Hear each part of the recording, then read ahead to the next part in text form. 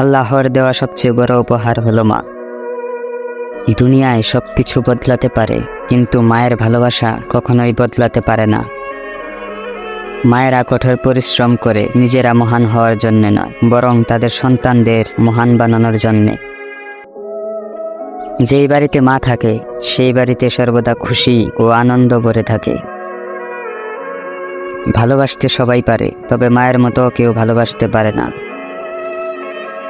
মাকে অবহেলা করো না, মাকে ভালোবাসো, কারণ যেদিন তুমি তাকে হারাবে সেদিন তুমি তার আসল মর্ম বুঝতে পারবে। বৃদ্ধাশ্রমে যাওয়াটা মায়ের দুর্ভাগ্য নয়, দুর্ভাগ্য ওই সন্তানের যে জান্নাত চিনতে পারেনি। খাবার খেয়ে মায়েরা চলে মুখ মোছার মতো শান্তি পৃথিবীতে আর কোনো কিছুতেই পাওয়া যাবে না। আমি গরিব হয়েও পৃথিবীর শ্রেষ্ঠ ধনী, কারণ আমার কাছে পৃথিবীর শ্রেষ্ঠ সম্পদ আমার মা আছে।